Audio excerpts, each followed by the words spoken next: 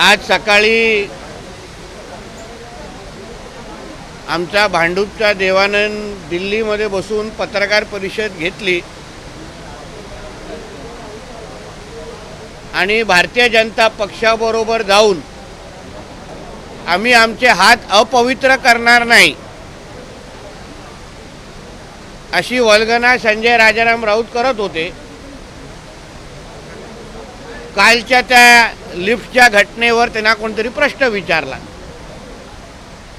आता भारतीय जनता पक्षाची अगर एवढीच तुम्हाला ॲलर्जी आहे तर मग हल्लीच झालेल्या लंडनच्या सुट्टीमध्ये तुम्ही आणि उद्धव ठाकरे हे कुठल्या भारतीय जनता पक्षाच्या नेते मंडळींना भेटले ह्याचे फोटोग्राफ आणि काही व्हिडिओ दाखवायचे का? मग तेव्हा तुम्हाला भारतीय जनता पक्ष अपवित्र वाटला नाही का? मग प्रकाश आंबेडकरजींनी तेव्हा तुम्हाला महाविकास आघाडीच्या बैठकीमध्ये विचारलं की आम्हाला लिहून द्या की तुम्ही भारतीय जनता पक्षाबरोबर उभाटा जाणार नाही। मग तुम्ही प्रकाश आंबेडकरजींचं का ऐकलं नाही आणि मग का लिहून दिलं नाही की बाबा आम्ही कधीही भारतीय जनता पक्षावर जाणार नाही? उगाच दिल्लीमध्ये बसून आता वल्गना करायच्या, आता बडफड करायची, पण तुमचे नेते मंडळी, तुमचे मातोश्रीचे नातेवाईक कुठल्या भारतीय जनता पक्षाच्या नेत्याला कुठे कसे कधी भेटतात, मग कधीतरी त्याचं प्रेझेंटेशन हे महाराष्ट्राच्या समोर आम्हाला दाखवायला लागेल। धन्यवाद। आपले काय आहे सर, काल एक भाजपचा पदाधिकाऱ्याचा एक व्हिडिओ व्हायरल झाला होता। त्या व्हिडिओमध्ये पदाधिकारी जो आहे तो अजितदादा यांच्याबद्दल बोलत होता की वाटेल तर झालं तरी चालेल, मात्र आता महायुतीने अजित पवार यांना सोबत घेऊन। ठीक आहे, ही त्याची भावना होती, त्यांनी ती व्यक्त केली। त्या संदर्भात पक्षाचे वरिष्ठ त्या बाबतीची दखल घेतील।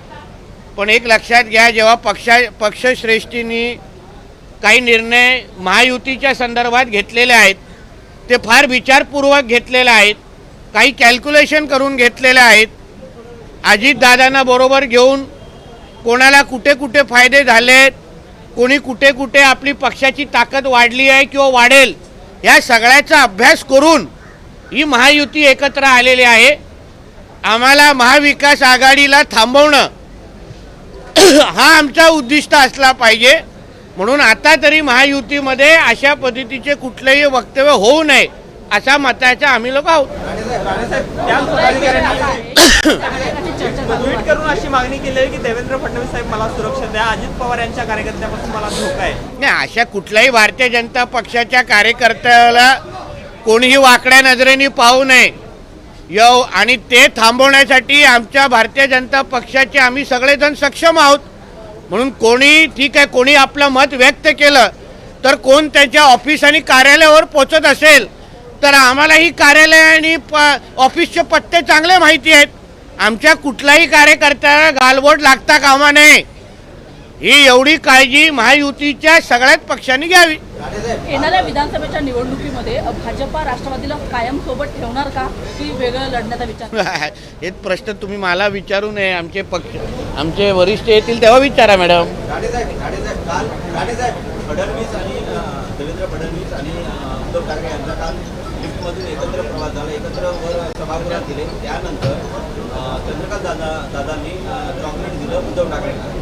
त्यानंतर उद्धव ठाकरेंनी पत्रकार परिषद घेत त्यांना दिलेल्या चॉकलेट त्यांना गोडी आवडली नाही, असाच स्नेह कायम ठेवावा असं वक्तव्य केलं। लक्षात घ्या, ह्या काय मोठ्या घटना नाही आहेत। तुम्ही कालपासून जे काही ह्या गोष्टी मोठ्या करतायत, एका आजारी माणसाला अगर देवेंद्रजींनी खालतून वरती घेऊन गेले तर त्याच्यात काय वायुगा नाही आहे। माणूस आजारी आहे, छातीत 9 स्टॅम्प आहेत, जिन्याने वरती चढण्यासारखी अवस्था बिचाराची नाही आहे। म्हणून आमच्या देवेंद्रजींनी थोडा समाजसेवा केली असेल तर ह्याच्यामध्ये वाईट होऊ नये।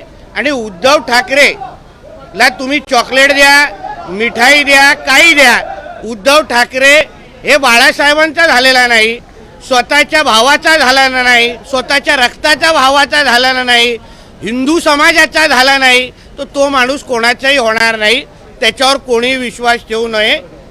कारण का जो स्वतःच्या वडिलांच्या विचारांची अगर तो निष्ठा ठेवू शकत नाही तर तो कोणाचीच होऊ शकत नाही. म्हणून अशा विकृत माणसावर विश्वास जास्त वेळ ठेवू नये. त्याला चॉकलेट द्या, मिठाई द्या, काही द्या, त्याच्यात काही बदल होणार नाही. त्या रक्तातच गद्दारी आहे. बीडमध्ये शिवसेनेच्या कार्यकर्त्यांनी पंकजा मुंडेंच्या विरोधात काम केलेलं आहे. पुण्यामध्ये भाजपचे कार्यकर्ते सांगतात की अजित पवार आम्हाला नको आहेत, त्यांनी व्हिडिओ केले आहे. नेत्यांचं एकमेकांची जुळते पण कार्यकर्त्यांना एकमेकांची पटवून घेता येत नाही. ते आम्ही समजू ना कार्यकर्त्यांना, तो आमचा प्रश्न आहे. काही एक दोन घटना इथून झाल्या असतील, कुठले विषय बाहेर आले असतील. शेवटी महायुतीचं सरकार आहे, 3 पक्ष आहेत, एवढे मोठे पक्ष आहेत, एवढे आमदार खासदार आहेत, काही घटना इकडे तिकडे होतात. आता आमच्या कोकणात पण आहे ना, अतिउत्साही कार्यकर्त्यांनी बॅनर लावलेले, आम्ही समजवलं, होतात या सगळ्या गोष्टी. त्याच्यामध्ये एवढी काय मोठी दखल घेण्यासारखी आणि पुरा दिवस बातमी चालवण्यासारखा विषय नाही आहे तो. ते ठीक आहे ना, फटका त्याचा बसला नाही हो, त्याचा बिलकुल बसला नाही. त्याच्या फटके बसणारे दुसरी कारणं आहेत आणि त्याचा अभ्यास आमचा सुरू आहे. नीतीश जी, संजय राउत जी ने जो दिल्ली में बोला लिफ्ट मीटिंग के बारे में, उसमें क्या प्रतिक्रिया है? देखिए ऐसा है, लिफ्ट मीटिंग का और उन्होंने ये कहा कि भारतीय जनता पार्टी एक अपवित्र है, उनके साथ जाके हम अपवित्र खुद को नहीं करना चाहते.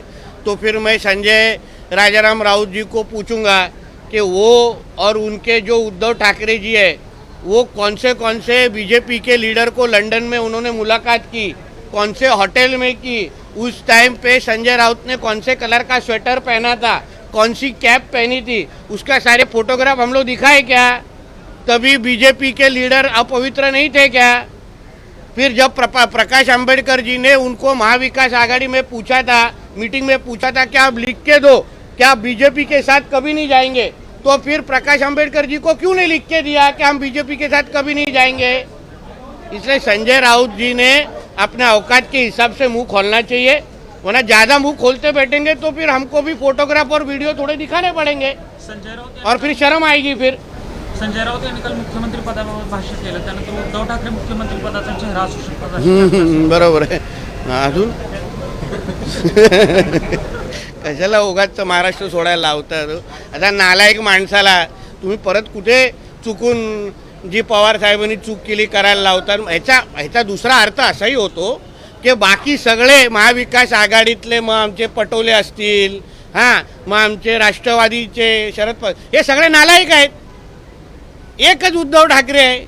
याचा अर्थ असं होतो का बाकी कोणच मुख्यमंत्री पद होऊ शकत नाही का? आणि मुख्यमंत्री बनणार कधी? 3050ला. कारण का आमचा पुढचा मुख्यमंत्री तर महायुतीचाच आहे. म्हणून उद्धव ठाकरेचा मुख्यमंत्री आणि दुसऱ्याचा मुख्यमंत्री बनण्याचा प्रश्नच येत नाही. उगाच सकाळी जोक मारता तुम्ही. सर, अनेक अजितदादांचे आमदार जे आहेत ते जयंत पाटील यांची भेट घेत आहेत. भविष्यामध्ये अहो, काल काल आता मी कितींदा उपाध्यक्षांच्या कॅबिनमध्ये वॉशरूम वापरण्यासाठी जातो, तिथे सगळे बसलेले असतात. म्हणजे काय, मग आम्ही का आता काय वेगळा अर्थ काढायचा काय? तर ते सगळेजण बसून तिथे जेवत होते. तिथे आमचे जयंत पाटीलजी, त्यांचे ते नेते आले, चर्चा झाली. मग त्याच्यामध्ये भेट कुठे होते? सगळे खुश आहेत, भरपूर निधी भेटत आहे, महायुतीचं सरकार व्यवस्थित सुरू आहे.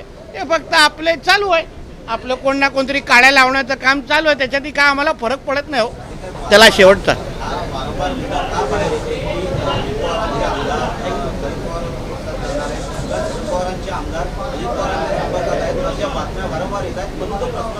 बघा, ठीक आहे, बातम्या नाही आल्या तर आम्हाला तुमच्या लोकांची एवढी चिंता आहे म्हणून आम्ही बातम्या तयार करतोय ना. नाहीतर तुमचे हे सगळे चॅनल कसे चालणार? आम्हाला तुमची एवढी चिंता आहे म्हणून तर आम्ही काय नाही काहीतरी, कोणाच्या तरी बाथरूममध्ये जातो, कोणाकडे तरी कॅबिनमध्ये जातो, कोणाच्या तरी लिफ्टमध्ये जातो.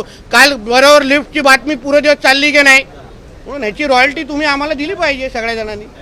थँक्यू. एबीपी माझा, उघडा डोळे बघा नीट.